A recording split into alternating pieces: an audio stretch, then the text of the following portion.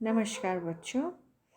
हम आज कंटिन्यू करेंगे अपने पिछले वीडियो सेशन को, जिसमें हम राजस्थान में विद्युत या पावर की स्थिति के बारे में चर्चा कर रहे थे।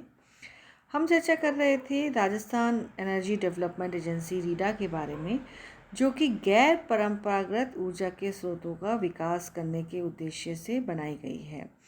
सूर्य ऊर्जा इसमें प्रमुख गैर परंपरागत स्रोत है राजस्थान में, क्योंकि हम सब जानते हैं कि राजस्थान में गर्मी बहुत पड़ती है। सूर्य की ऊर्जा बहुत तेज़ होती है।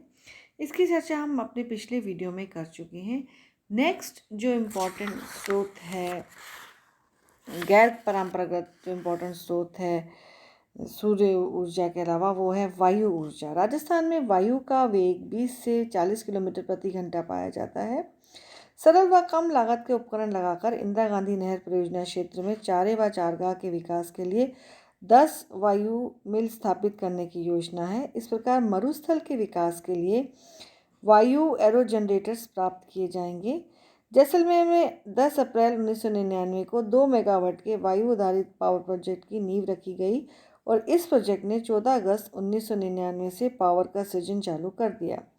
दूसरा प्रोजेक्ट फलौदी में 2.10 मेगावाट, तीसरा वायु पावर डेमोन्स्ट्रेशन प्रोजेक्ट चित्तौड़गढ़ जिले के देवगढ़ स्थान पर 6 मार्च 2001 को राष्ट्र को समर्पित किया गया था। दिसंबर 2016 के अंत तक वायु ऊर्जा की क्षमता 4073.70 मेगावाट प्रतिस्थापित की जा चुकी है। तीसरा जो इम्पॉर्टेंट गैर परंपरागत स्रोत है विद्युत का, वो है बायोगैस। राजस्थान में गांवों में गोबर गैस संयंत्रों का विस्तार किया जा रहा है। इनसे केरोसिन तेल व जलाने की लकड़ी की काफ़ी बचत होगी। अगर कुछ अन्य तथ्यों की बात करते हैं विद्युत क्षेत्र से, तो ये है कि अगर अपन क्षमता की बात करते हैं तो 31 मार्च 2016 में 17,439.78 मेगावाट राजस्थान की कुल प्रतिस्थापित क्षमता है। इसमें अगर विभिन्न क्षेत्रों की बात करें कि किस क्षेत्र से कितना हमारे को ऊर्जा प्राप्त हुई है, तो राज्य के प्रोजेक्ट से 6,810.79 मेगावाट है। और गैर परंपरागत स्रोतों की बात करें तो वायु ऊर्जा से 3,851, बायोमास से 97, सौर ऊर्जा से 733.95 और थर्मल ऊर्जा से 3,136.00 मेगावाट हमें प्राप्त हुई। और केंद्रीय प्रोजेक्टों से जो आवंटन राजस्थान को हुआ है वो हुआ है 2,811 मेगावाट। इस तरह से कुल 17,439.78 मेगावाट ऊर्जा की प्राप्ति हमें इन क्षेत्रों से हुआ है। अन्य जो कुछ इम्पॉर्टेंट बातें हैं वो थर्मल स्टेशनों में, एक तो संयंत्र भार तत्व की बात है। संयंत्र भार तत्व थर्मल पावर स्टेशनों की पावर सृजन कार्य सिद्धि का सूचक होता है। यह 2002-03 में राजस्थान के लिए 88% रहा था, जबकि समस्त भारत के लिए औसत 67.30% पाया गया था। इससे स्पष्ट होता है कि राजस्थान में पावर सृजन में महत्वपूर्ण सुधार हुआ था।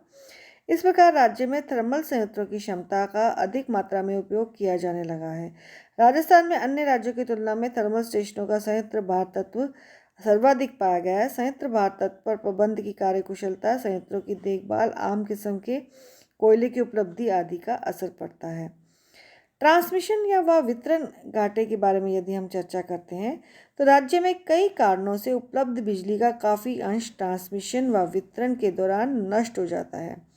राज्य में 2014-15 में ट्रांसमिशन व वितरण के घाटों का अंश 25% आंका गया है।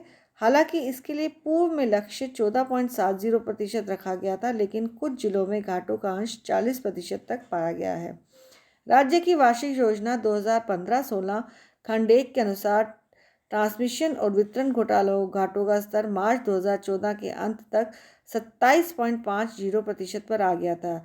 यह वृद्धि इस कारण से हुई है कि कृषि में पावर उपभोग को मापने का एक भिन्न सिद्धांत लागू किया गया था। ट्रांसमिशन और वितरण घाटों को कम करने के लिए समय समय पर विद्युत के टैरिफ में संशोधन की जरूरत होती है। कृषि तथा 11 केवी फीडरों का प्राथमिकता के आधार पर मीटरीकरण किया जाना चाहिए। स्प्रिंकलर सिंचाई तथा ड्रिप सिंचाई के लिए प्रति इकाई नीची दरें निर्धारित करके इनके उपयोग को प्रोत्साहित किया जाना चाहिए। राज्य में बड़े पैमाने पर फीडर नवीनीकरण कार्यक्रम संचालित किया गया है ताकि तकनीकी खराबी से होने वाले ट्रांसमिशन और वितरण घाटों को कम किया जा सके, लेकिन साथ में मीटर लगाकर व अन्य उपाय करके उपभोक्ता वर्ग द्वारा की जाने वाली बिजली की चोरी भी रोकना आवश्यक है। पूर्व में राज्य विद्युत मंडल की वित्तीय स्थिति अन्य राज्यों की भांति बहुत कमजोर रही थी, लेकिन 3 वितरण कंपनियों, एक उत्पादन कंपनी व एक प्रसारण कंपनी बनने के बाद भी विद्युत क्षेत्र में घाटे का क्रम जारी है। वितरण कंपनियों ने व्यय पर पर्याप्त अंकुश नहीं रखा है और कृषि उपभोक्ता को भारी मात्रा में सब्सिडी दी जाती है। विद्युत क्षेत्र में 2015 के अंत तक 90,000 करोड़ रुपए का घाटा हो चुका है। सरकार को विद्युत क्षेत्र के घाटे की व्यापक समीक्षा करनी चाहिए।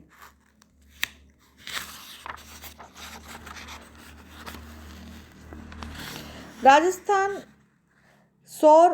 एक सौर ऊर्जा नीति चल रही है जो कि 2014 में इंट्रोड्यूस हुई थी।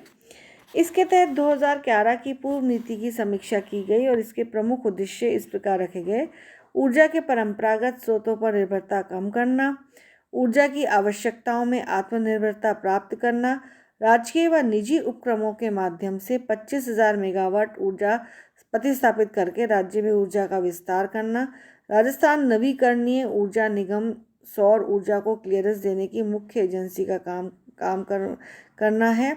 यह 20 मेगावाट से अधिक क्षमता के प्रोजेक्टों को सहायता देगा। राज्य सोलर पार्क निजी क्षेत्र में विकसित करेगी। सौर ऊर्जा उत्पादक सौर ऊर्जा विभाग कोष में प्रति वर्ष 1 लाख रुपए का अंशदान करेगा। ऐसा यह प्रोजेक्ट की संपूर्ण अवधि तक करेगा। आशा है सौर ऊर्जा नीति 2014 व वायु ऊर्जा नीति 2012 से राज्य में नवीकरणीय ऊर्जा स्रोतों का विकास होगा।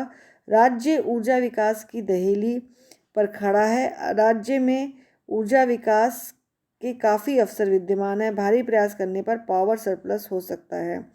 वार्षिक बजट 2017-18 में ऊर्जा क्षेत्र के लिए विशिष्ट कार्यक्रम है वो जो इस प्रकार है।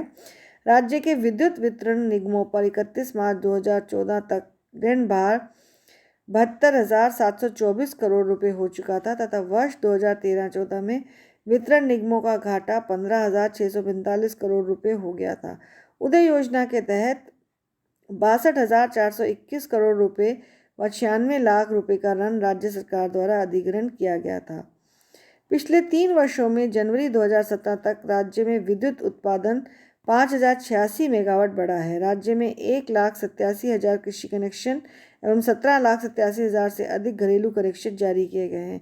प्रसारण व वितरण तंत्र के विकास हेतु विभिन्न केवी के सबस्टेशन स्थापित किए गए हैं जिनकी प्रक्रिया जारी है। राज्य ने 1 सितंबर 2016 से बढ़ी हुई विद्युत दरों का भार स्वयं वहन करने का निर्णय लिया है। 2017-18 में किसानों को दिया जा रहा कृषि अनुदान 8,500 करोड़ रुपए हो जाएगा। सरकार द्वारा बूंद बूंद डिग्गी सिंचाई पद्धति पर आधारित कृषि कनेक्शनों को सामान्य श्रेणी में बदल दिया जाएगा। आगामी 2 वर्षों में 1 लाख नए कृषि कनेक्शन दिए जाएंगे। सरकार के समक्ष विद्युत शिजत को कम करने व विद्युत क्षेत्र में सुधार करने की बड़ी चुनौती है, जिसके लिए सरकारी कर्मचारियों, उपभोक्ताओं व सभी के सहयोग की आवश्यकता है। इसका हल किए बिना आगामी वर्षों में सरकार के समक्ष वित्तीय संकट गहरा सकता है। धन्यवाद बच्चों।